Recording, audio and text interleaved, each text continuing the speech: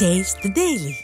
கோவை மாவட்டம் வெள்ளலூர் பகுதியில் உங்களை தேடி உங்கள் ஊரில் திட்டத்திற்கு அதிகாரிகள் வராததால் மனு அளிக்க வந்த பொதுமக்கள் விரக்தியுடன் திரும்பிச் சென்றனர்.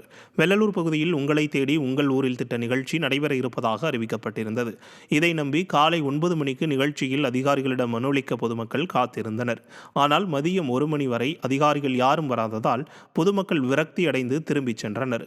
மேலும் இது மக்களை தேடி மக்களுக்கான திட்டமா அல்லது மக்களை ஏமாற்றும் திட்டமா என பொதுமக்கள் கேள்வி எழுப்பினர். திறனற்ற திமுக அரசின் அதிகாரிகள் அலட்சியத்துடன் நடந்து கொள்வதாக பொதுமக்கள் குற்றம் சாட்டியுள்ளனர்.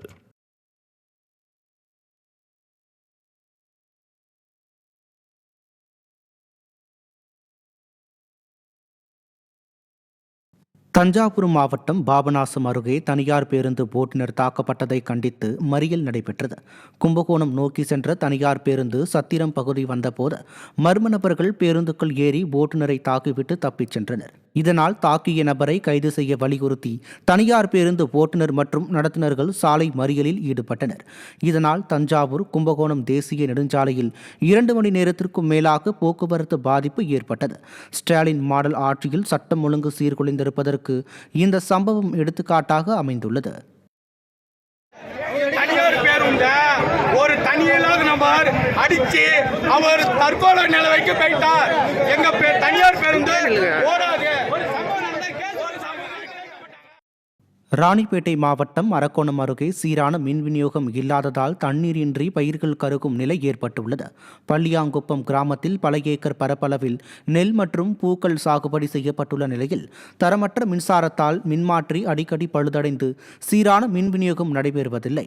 இதுகுறித்து முறையிட்டால் லஞ்சம் வசூலிக்கும் விடிய அரசின் மின்வாரியத்துறையினர் முறையாக நடவடிக்கை எடுப்பதில்லை என்றும் இதனால் விவசாயம் பெருமளவில் பாதிக்கப்பட்டு தாங்கள் பெருத்த நஷ்டம் அடைவதாக விவசாயிகள் குற்றம் சாட்டுகின்றனர்.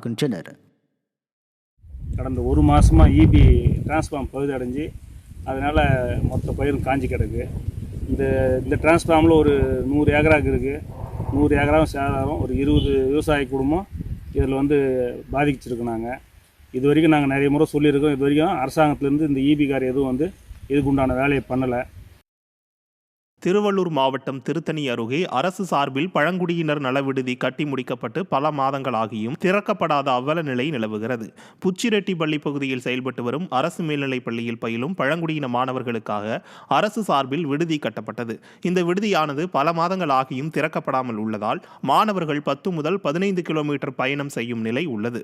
எனவே ஆழ்ந்த தியானத்தில் உள்ள விடிய அரசின் அதிகாரிகள் இது குறித்து உடனடி நடவடிக்கை எடுக்க வேண்டும் என மாணவர்கள் வலியுறுத்தியுள்ளனர்.